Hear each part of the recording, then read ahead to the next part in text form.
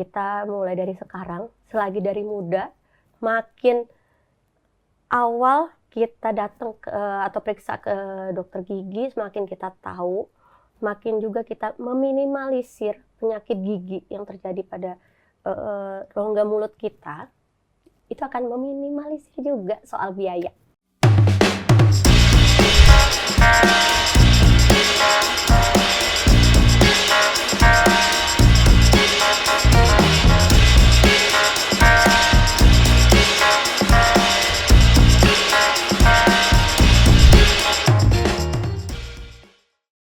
Halo Tribuners, balik lagi bareng aku Oktiarani di Tribun Talks. Kali ini kita bakal ngobrolin obrolan yang sering banget dianggap sepele, tapi ternyata efeknya besar sekali untuk tubuh kita, yakni kesehatan gigi. Nah, katanya kalau gigi nggak sehat bisa berpengaruh juga ke jantung loh. Bener nggak sih? Yuk kita langsung aja kita tanya ke narasumber kita hari ini, ada Dokter Gigi Hana Liza Utami. Halo dokter, assalamualaikum. Halo, waalaikumsalam warahmatullahi wabarakatuh. Apa kabar Bu Dokter? Ya alhamdulillah, agak mendingan ya. Sebelumnya kayaknya agak serak-serak ya. Iya, ini cuaca juga ya. Iya benar. Dok, ini sebelum kita lanjut ke topik kita ini, mungkin Tribuners pengen kenalan deket nih sama dokter. Sudah berapa lama sih dok berkecimpung di dunia kedokteran gigi ini? Ya alhamdulillah sudah lebih dari 5 tahun, sekitar 8 tahunan praktek mandiri. Ya. Tuh. Di mana tuh dok? Oke, sekarang ini sedang berpraktek di Klinik Ais Dental Bogor, tepatnya di Jalan Johar Raya, di Ruko Johar Park, Taman Cimanggu. Oke. Dok, bener nggak sih dari sakit gigi ini bisa kemana-mana, bahkan kena ke jantung? Itu bener nggak sih dok? Itu benar. Kok bisa sih dok? Awalnya dari gigi berlubang. Oh oke. Oke, jadi biasanya kita nggak menyadari kalau gigi kita tuh udah berlubang. Mm-mm. Mulai dari kehitaman, Mm-mm. terus mulai yang nyangkut-nyangkut, ngilu gitu Iya. kan, barulah yang ada keluhan, oh minum obat deh. Karena kan biasanya demam, terus ada Gitu, yang gejala-gejala. nyut-nyutan, Iya. nggak nyaman kan. Nah, nyala ke apotek ya minum obat. Nanti kalau udah nggak sembuh, barulah ke dokter gigi. Oh. Ke dokter gigi biasanya udah parah. Oh. Nah, udah parahnya tuh dalam artian, oh ini udah kena sarafnya. Kita kasih obat, ya kan? Si obat di giginya, obat minum juga iya. Gitu. Nanti balik lagi ya ke sini kalau udah nggak sakit. Kenapa keadaan yang nggak sakit? Supaya kita juga bisa perawatan. Iya. Oke, biasanya yang paling sering terjadi ini tuh udah enak, udah nyaman, lupa kembali lagi ke dokter gigi. Tambalan sementara Kambuh lepas, lagi ya. dibiarin, tahu-tahu di dalamnya itu sebenarnya udah ada nanah. Oh, dari yang lubang yang tadi dok. Ya, jadi itu sisa makanannya masuk, Iya. numpuk ke bawah, nggak Iya. bisa keluar, ya kan? Jadilah nanah. Nanah itu kan berarti dari tubuh kita juga bereaksi untuk melawan bakteri gitu. Sedangkan sisa makanan itu kan jadi sumber makanan bagi bakterinya itu kan, bagi kuman-kuman itu. Nah, nanah awalnya kecil, jadi besar, lama-lama kok udah satu rahang. Sakitnya? Besaran absesnya itu, nanahnya itu. Jadi yang kalau suka ini kemungkinan ada nanahnya. Udah ada nanahnya. Itu kan. Udah besar itu biasanya udah langsung rumah sakit dong. Iya. Rumah sakit, oke, mau tata laksana operasi nih. Tapi kan untuk yang namanya operasi itu, kita dibutuhkan keadaannya tuh harus bersih dulu. Biar tidak ada resiko pasca dari operasi itu kan. Tahu-tahu kita kan yang namanya operasi, terus udah yang nanah, udah besar, kejar-kejaran waktu, dia membesar. Oh. Jadilah full satu rahang. Dari satu rahang, yang namanya bakteri sih sebenarnya mulai dari yang gigi berlubang aja itu udah sampai kena sarafnya, sisa makanan udah masuk. Itu sebenarnya masih ada pembuluh darah di gigi itu. Oke. Dan itu berdampak sekali ya dok ya? Ya, jadi bakterinya itu, si kuman-kumannya itu masuk ke pembuluh darah. Pembuluh darah kan darah kita balik dong ke jantung. Betul. Nah, itu masuk ke jantung. Oh. Di jantung bisa ke seluruh tubuh. Oh, nah, bagian organ yang lemah ya udah itulah yang terinfeksi. Oke. Dok, ini sebenarnya faktor utamanya apa sih, Dok? Selain dari, ini kan pasti ada penyebabnya ya, kenapa hitam, kenapa bisa bolong, kenapa bisa ada nanahnya. Faktor utama itu apa sih, Dok? Awalnya seperti apa? Awalnya biasanya kita tuh sikat gigi kurang bersih. Sikat gigi. Yang bersih itu seperti apa? Tribuners juga. Saya sikat gigi nih 2 kali nih, Dok, tapi tetap masih sakit, tetap masih banyak apa ya, keluhan. Sebenarnya gosok gigi yang bener tuh kayak gimana sih, Dok? Nah, itu pertanyaan umumnya pasien biasanya gitu kan. Saya selalu bilang, sikat gigi itu kapan? Iya. Saya biasanya habis sarapan, Dok. Mandi terus sarapan terus saya pergi. Malam sikat gigi apa enggak, karena saya ketiduran. Gitu. Padahal yang sebenarnya sikat gigi itu setelah makan pagi. Setelah makan pagi? Jadi setelah sarapan. Oke. Jadi kita kalau, Dok, biasanya saya sikat gigi itu pas mandi, ya udah tukeran. Tukeran kebiasaan. Jadi harusnya kita kayak makan dulu barulah. Baru. Mungkin mau mandi dia sekalian sikat gigi, yang penting sikat gigi setelah sarapan. Oke. Gitu. Atau nggak enak, Dok, ya udah mandi pagi sikat gigi dulu terus sarapan, tapi habis itu habis sarapan sikat gigi lagi. Oh, jadi kebanyakan ya kebiasaannya adalah misalnya bangun tidur nih pengennya sarapan dulu terus pengennya mandi. Ya. Kan mandi ini kan biasanya langsung gosok gigi aja udah cukup sekali gitu. Ternyata setelah sarapan kita harus gosok gigi lagi. Ya, betul. Kenapa, Dok? Karena kita tuh lanjut aktivitas kan seharian. Iya. Kan. Terus kita juga nggak makan apapun lagi, tapi sisa makanan masih nempel. Yang pagi ini ya? Pagi, ya kan. Entah itu di lidah, atau di sela-sela gigi. Misalnya gigi yang berantakan numpuk, nah itu kan lumayan tuh di sisa-sisa di situ. Biasanya paling banyak tuh di rahang bawah. Rahang bawah, oke. Kan, deket lidah, karena kita agak jarang yang punya kebiasaan sikat lidah juga. Harus ya, jadi... Lanjut, Dok, ini gimana sebenarnya? Makin penasaran ya. Iya. Terus habis itu air ludah kita juga berkurang biasanya kan. Iya. Hanya dia lengket. Enak tuh kuman-kumannya itu grogotin dari sisa makanan. Permukaan gigi kita juga jadinya melunak karena asam kan. Udah grogotin, jadilah lubang.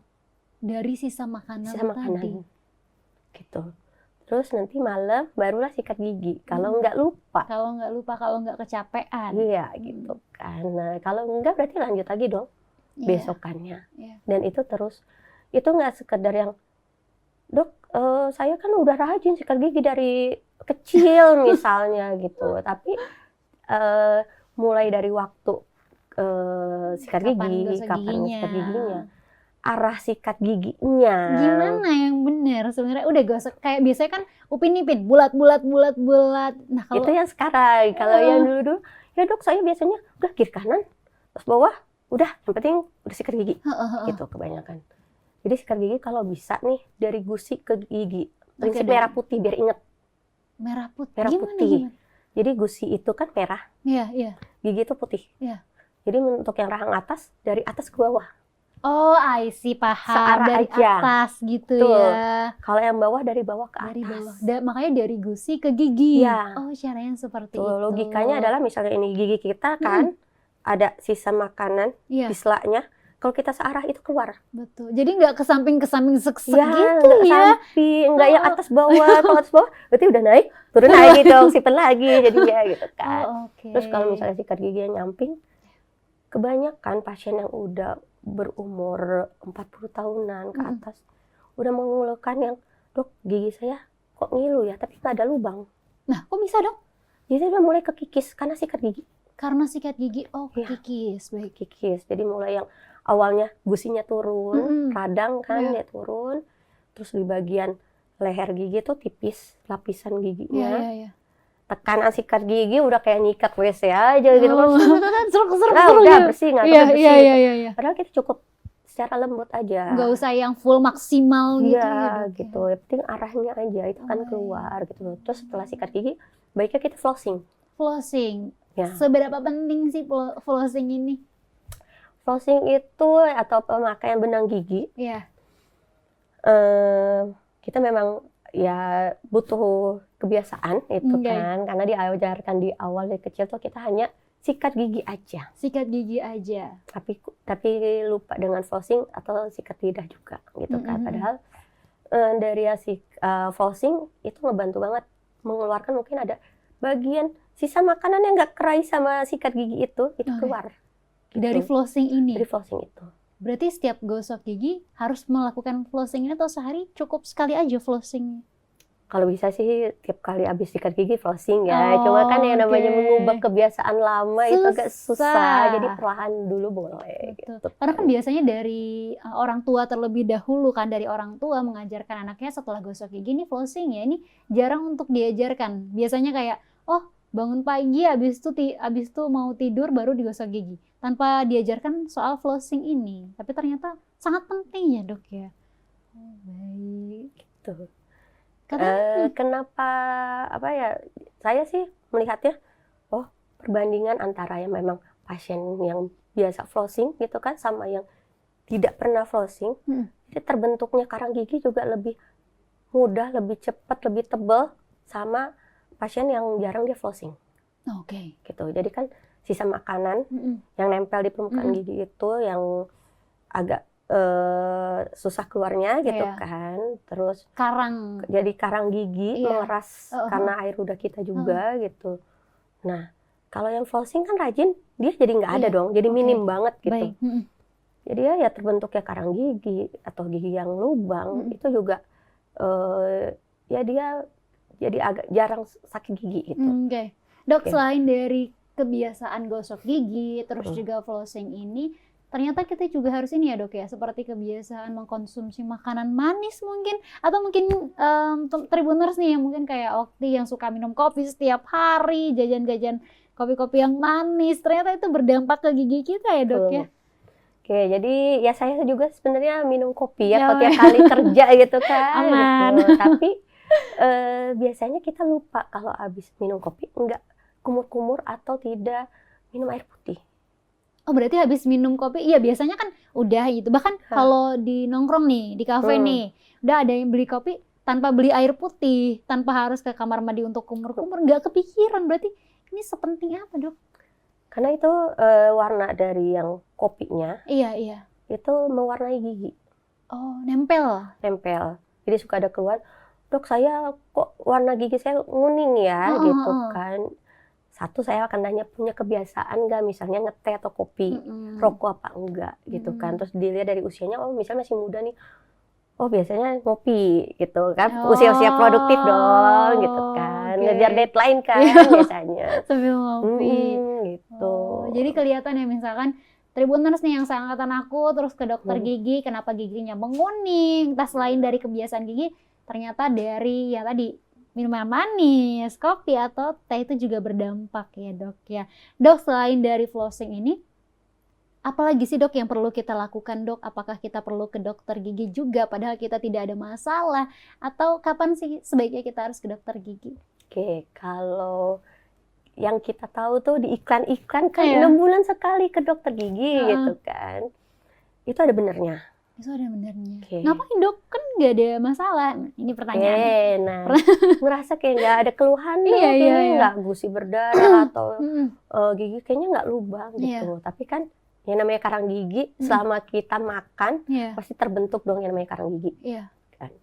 Terus walaupun dia minimal mungkin karena flossing gitu, tapi paling nggak kita mengecek sebelum terjadi keparahan yang lebih lanjut gitu kan. Misalnya oh ternyata udah mulai tumbuh nih gigi bungsunya.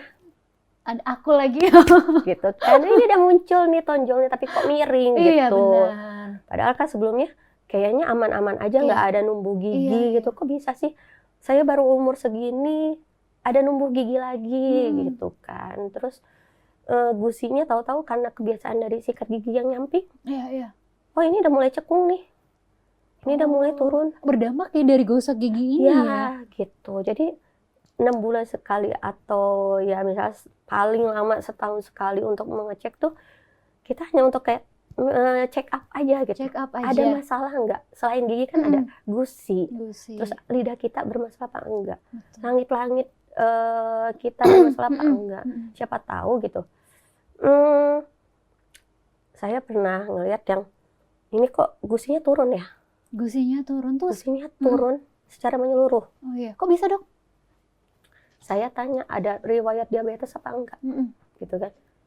Oh iya dok, saya terakhir ngecek gula darah saya juga tinggi. Tuh. Sebentar, berarti diabetes ini atau gula darah yang naik ini ternyata bisa dilihat dari gusi, dari mulut. Ya. Kok bisa sih? Oke, jadi ya dokter gigi awalnya kecium bau keton atau bau kayak gula. Oh, oke. Tapi ini bukan jadi malah makin, aduh takut diliatin sama dokter gigi ya nanti ketahuan dong nggak bisa apa-ngapain ya, enggak gitu. Nanti kita bahas pertanyaan setelah ini. Dari yang gusinya turun, terus dicek gigi ya, ternyata dia goyang gitu kan. Awalnya saya akan nanya dulu, pernah ngecek gula darah apa belum? Terus? Biasanya, oh iya dok saya terakhir ngecek memang tinggi gitu. Terkontrol apa enggak? Iya. Karena kalau semakin nggak terkontrol, maksudnya terkontrol itu adalah dalam pengawasan dokter penyakit dalam gitu kan, konsumsi obat atau membatasi jadi tekanan kadar gula dalam darah itu kembali ke normal gitu kan. Jadi semakin parah dia diabetes itu makin ngaruh juga di gusi. Di gusinya? Iya. Kenapa? Karena sebenarnya tubuh kita tuh pinter. Dia akan terus tumbuh, tapi yang lama-lama itu akan mati. Nah, sedangkan gula dalam darah kita itu menghambat pertumbuhan sel itu. Tuh, jadi harusnya tumbuh 100 sel gitu kan, yang mati 100 sel juga. Ini enggak. Yang tumbuh mungkin cuma 30 atau 50. Tapi yang kematiannya kita makin tua, makin banyak sel-sel kita yang mati, ya kan. Nah, itu juga harusnya terbentuk gusi yang sehat, ini enggak. Di umur berapa sih dok yang seperti itu kejadiannya? Apakah dari usia-usia 20-an sudah terlihat atau mungkin bahkan sudah terlihat dari kecil karena kan genetik juga, itu apakah sudah terlihat atau mungkin di usia yang tadi 50 tahun ke atas, itu kapan sih dok terlihatnya usianya? Biasanya sih kalau udah parah gitu udah usia tua. Usia tua. Ya udah banyak yang keluhan, dok ini gigi saya kok goyang awalnya gitu kan. Saya pasti cek dulu gusinya gitu. Tapi kalau misalnya untuk yang masih kecil itu jarang, karena mungkin udah kedeteksi dari keluarga sendiri kayaknya kan, ada faktor keturunan gitu. Nah, tapi nggak menutup kemungkinan generasi kita juga nih yang masih pada muda nih udah mulai banyak yang diabetes. Benar, betul, setuju. Karena kebiasaan juga ya, mungkin Tribuners juga yang dikit-dikit viral, makanan viral, terus FOMO, jadi pengen ikutan nih untuk makanan manis, minum kopi mungkin setiap pagi biar semangat kerja alasannya, tapi ternyata punya dampak yang buruk bagi tubuh, terutama ke masalah gigi ya dok ya. Oke. Nah dok, sebenarnya kan banyak, mungkin di usianya aku, mungkin usianya yang di bawah aku juga, takut nih ke dokter gigi. Mungkin soal biayanya, alat-alatnya, tips dari dokter mungkin biar kita nggak takut nih ke dokter gigi. Dan kapan waktunya kita perlu ke dokter gigi? Oke. Kalau yang biasanya saya tanya gitu kan ke pasien yang kenapa sih takut? Kayaknya aura dokter gigi tuh yang dengan alat-alatnya bakalan bunyi berisik gitu kan. Ya mau gimana ya, gitu alat perang kami gitu. Karena kan bunyi juga sih. Iya gitu, kayaknya agak ngilu gitu. Iya. Nah itu berarti gimana dokternya pendekatan ke pasien? Oke. Nggak semua dokter atau biasanya memang profesional sudah bisa gitu? Iya gitu kan, jadi ada yang pasien, oh saya lebih nyamannya sama dokter ini. Oh benar, gitu milih-milih kan. ya. Iya gitu, jadi bisalah coba dulu gitu mana yang nyaman. Karena kalau udah rileks, udah nyaman, nggak akan tegang, nggak akan sakit. Benar. Gitu. Nah nanti kalau udah nyaman, awalnya nggak apa-apa kok kalau misalnya mau nanya harganya berapa, biayanya berapa. Karena nggak bakal dipaksa untuk bayar, oh kamu harus bayar 50 juta. Oh enggak gitu kan. Sebelum tindakan baiknya kan enaknya, oh iya nanti ini perlu tambal 3 gigi habisnya sekian. Benar, betul. Bisa aja loh kita, dok bisa nggak misalnya 1 gigi dulu gitu kan. Nggak dipaksa ya. Iya gitu. Terus Kalaupun kepepet banget, pakai BPJS bisa kok. Pakai BPJS bisa. Oke. Gitu. Ya mulai dari vaskes pertama ya. Vaskes pertama tuh klinik atau puskesmas yang terdaftar. Nah itu bisa tangani kayak pencabutan gigi, tambal, atau pembersihan karang gigi. Betul. Dan itu gratis. Betul. Dan itu di cover ya? Cover. Baik. Berarti tadi yang sudah dokter sampaikan bahwa tidak harus menunggu hal-hal yang besar dulu terjadi kepada kita, tapi mulai dari kebersihan gigi, seperti sikat gigi, flossing, terus juga scaling, itu juga penting ya dok ya untuk mencegah ya dok ya? Oke. Nah dok, ini selama 8 tahun ada nggak sih kasus-kasus yang apa ya, jadi sangat-sangat teringat gitu loh dok? Ada nggak sih dok kasus-kasus besar mungkin? Kalau kasus itu banyak banget. Ya mulai dari yang lamanya membujuk pasien, anak tahu sendirilah ya, terus habis itu menghadapi pasien BPJS, terus kemudian pernah terlibat di proses identifikasi, jadi saya di bagian antemortem, kasusnya Lion Air, itu yang lumayan pengalaman hidup yang berkesan banget. Kenapa dok? Oke, di situ saya bersama teman-teman kuliah gitu kan, dimintakan tolong bantuannya oleh pihak DVI kan. Jadi kami dibagi 2 tim, ada yang bagian postmortem, ada yang antemortem. Saya kebetulan di bagian antemortem, itu yang menghadapi keluarga pasien, keluarga korban gitu kan. Korban, jadi saya mengumpulkan mulai dari identitas kayak fotokopi KTP, KK, terus foto terakhir. Kalau bisa ada foto sebelum berangkat, ya kan, naik pesawat tuh gitu. Terus pernah periksa gigi nggak di mana? Dicek ya dok? Itu dicek, punya rekam medis apa enggak. Kita sampai yang telepon rumah sakit di Bangka Belitung atau di Jakarta, terus yang punya surat tugas apa enggak. Nah itu pun itu kami ditanya gitu kan. Terus dari sekian ratus korban yang Lion Air itu, cuma 1 punya rekam medis yang lengkap. Cuma 1 dok? Cuma 1. Itu kelihatannya dari rekam medisnya di bagian gigi? Di bagian gigi. Jadi proses identifikasi itu sebenarnya yang paling mudahnya itu dari gigi. Tapi sayangnya kita mungkin database juga agak kurang, atau kesadaran untuk periksa gigi itu kurang gitu, jadi agak kesulitan mencari data itu, jadi agak prosesnya lama. Terakhir kita pakai jalur DNA, sedangkan DNA itu mahal, butuh waktu juga. Cara perolehan DNA kami minta ke keluarga pasien itu, keluarga korban itu punya sikat gigi enggak? Sikat gigi buat apa sih dok? Nah, sikat gigi itu salah satu alat yang sebenarnya secara nggak langsung ngambil DNA yang ada di dalam rongga mulut. Tuh. Jadi saat kita sikat gigi, itu ada sel-sel yang nempel di sikat gigi. Nah, itu kami kumpulkan, dibawa ke lab DNA. Tuh. Tapi sayangnya ada yang masih bercampur sikat giginya. Jadi di satu gigi itu dipakai rame-rame. Sebenarnya itu nggak boleh ya dok? Sebenarnya nggak boleh. Ada juga yang, dok ini saya nggak tahu bawa 1 wadah sikat gigi. Jadi itu nggak tahu punya siapanya. Dalam satu keluarga dan itu tercampur begitu ya? Terus, nah jadi kemarin itu hanya ada 1 korban yang bisa keidentifikasi cepat, itu karena dia punya rekam medis gigi, punya cetakan gigi, punya ronsen gigi juga.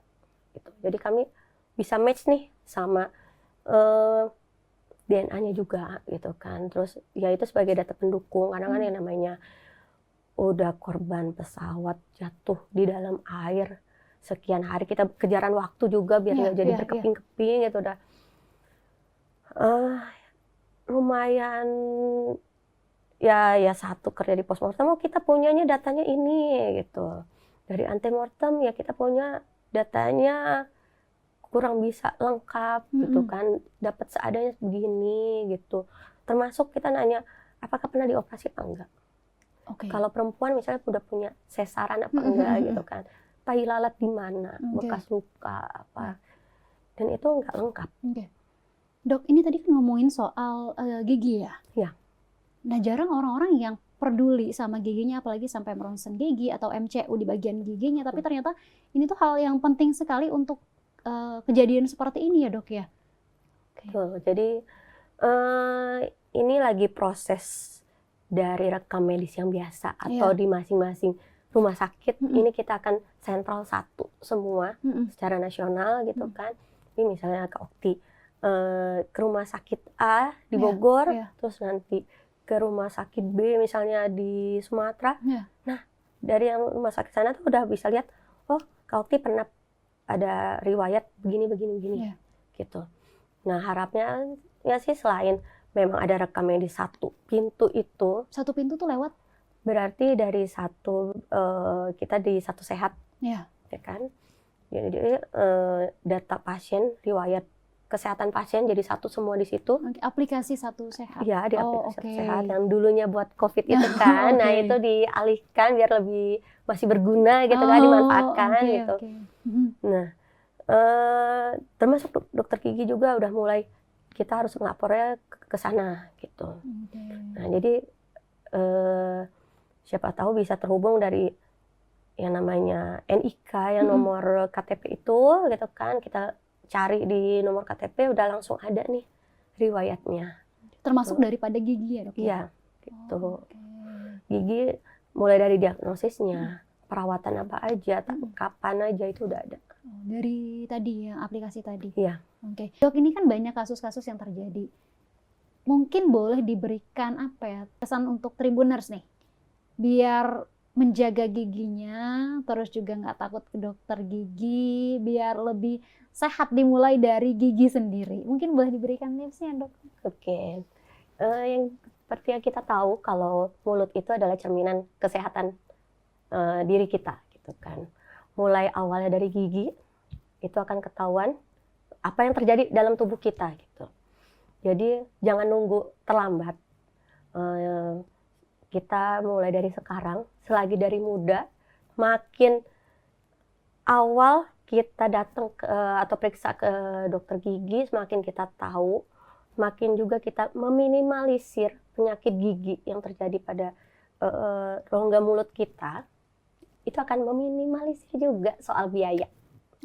Gitu sih. Jadi jangan takut dulu gitu kan, nggak seseram itu kok dokter gigi. Kebanyakan juga dokter gigi itu perempuan, ya harap dimaklum ya, fakultas kebanyakan gadis gitu ya. Jadi ya bolehlah ya lebih rileks gitu kan, nggak perlu yang aduh dok nanti ngilu ya alatnya ya.